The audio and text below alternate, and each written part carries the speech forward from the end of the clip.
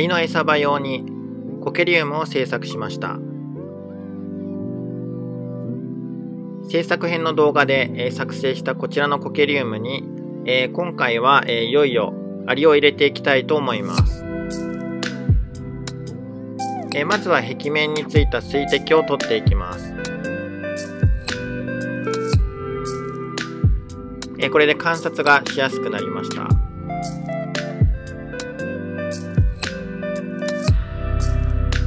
今回の計画は、このコケリウムに2種類のアリを入れるという、計画です。1つ目のアリは胸赤オオアリ。日本最大種の、とても大きな、大型のアリです。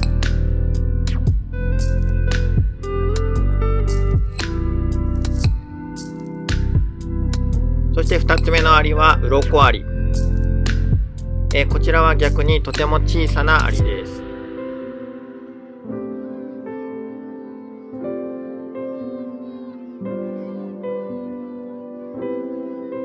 では、コケリウムにあらかじめ取り付けたチューブを通して、先ほど紹介した2つの、アリの巣と、コケリウムをつないでいきます。まずは右側に、小型種鱗アリの、巣をつなげていきます。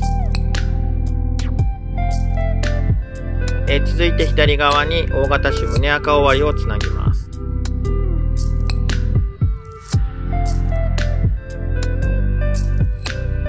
さて、これで、コケリウムに2種類のアリが、接続されました。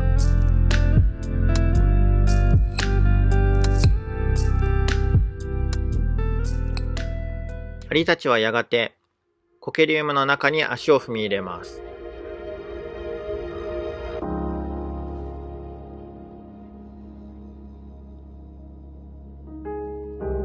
コケリウムの右側につないだチューブから小型種鱗アリが入ってきました。動きの遅い鱗アリが入ってくる様子見えるでしょうか。小さなワーカーたちが1匹また1匹とコケリウムの中に入ってきます。あるワーカーは口に卵をくわえています。普段森林の中の林床に生活するこの鱗アリ、水分が豊富なこのコケリウムの環境がどうやら彼らに合っているようです。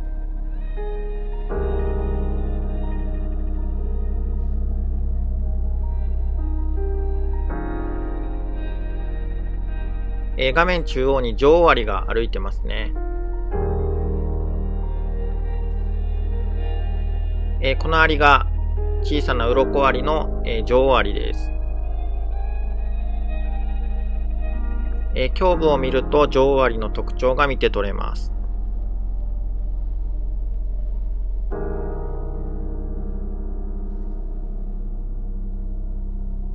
鱗アリに少し遅れて大型種胸赤オオアリもコケリウムに入ってきました。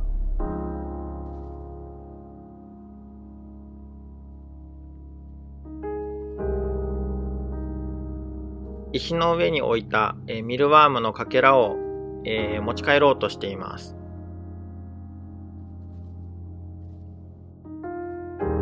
彼らもまた森の中で暮らす森林性のアリです。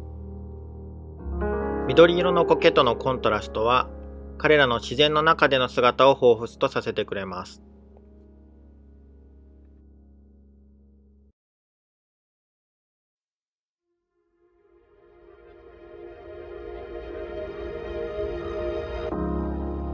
コケリウムを通り抜けて先ほどミルワームを掴んだワーカーが自分の巣にミルワームを持ち帰ります。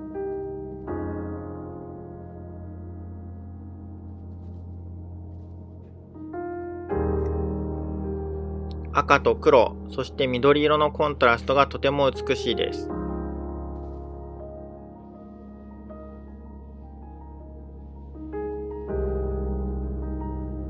そして足元には小さな鱗アリが歩いていました。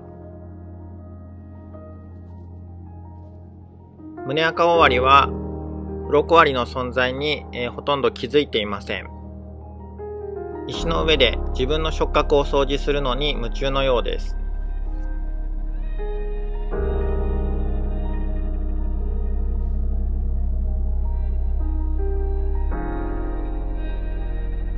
しばらくすると、苔の上に鱗アリの行列が現れました。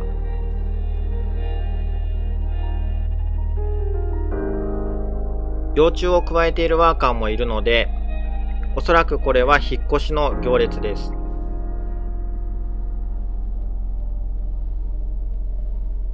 コケリウムの中の苔の下や石の下などに隙間があります。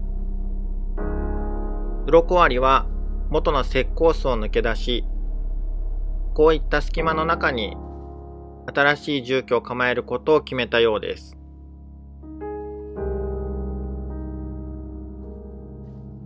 こちらは胸赤オオアリ。2匹のワーカーが栄養交換を行っています。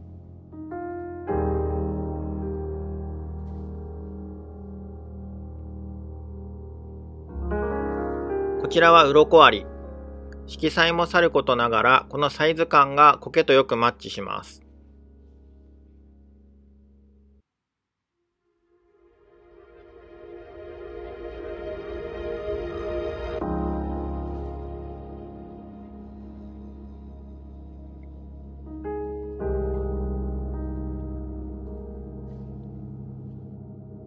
鱗アリは元の石膏巣から、すっかりコケリウムへ移動してしまいました。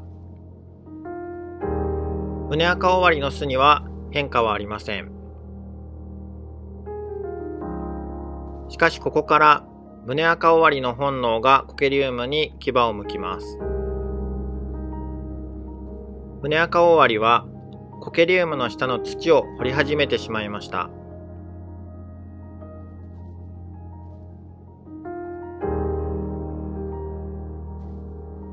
もともと木の一部や、切り株、倒木などに巣を作る胸赤オオアリですが、巣の一部が土の中に続いている場合もあるので、土を掘るのは、当然の行動と言えます。ですが今回はコケリウムの中に2種類のアリを入れるという点に、集中してしまい、胸赤オオアリが土を掘る可能性というのをあまり深く考えていませんでした。この点が、今回少し見通しが甘かった、点ですね。胸赤オオアリは本能に従って土を掘り続けます。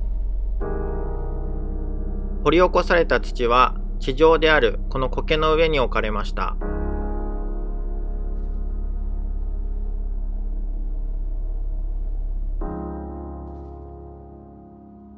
次第にコケリウムに入ってくる胸赤オオアリのワーカーの数も増えていきました。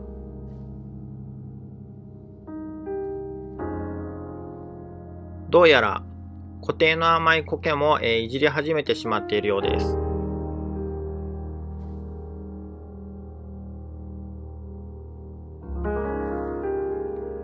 土を掘る行動は続き、土には長いトンネルが出来上がりました。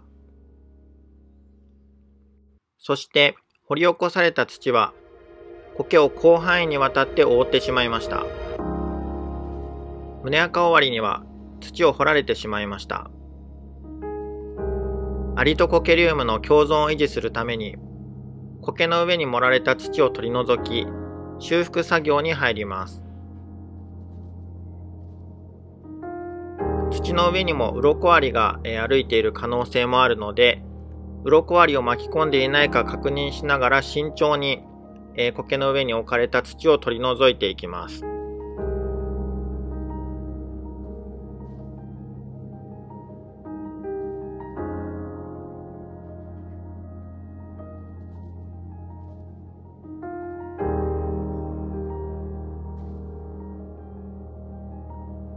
どうしても土を掘ってしまう胸赤オオアリには、この後一度巣の中に戻ってもらいました。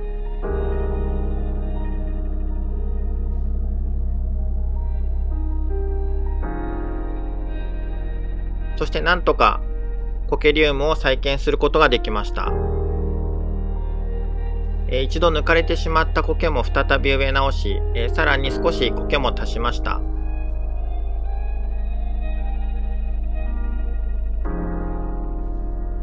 再建されたコケリウムの中を再び鱗アリが歩く姿が見られました。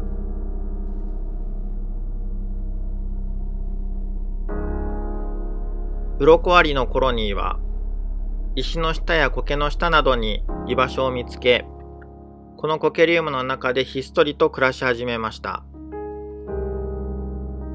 この鱗アリのようなタイプのアリたちは、コケリウムの中で生活をさせるアリとしてより適しているのかもしれません。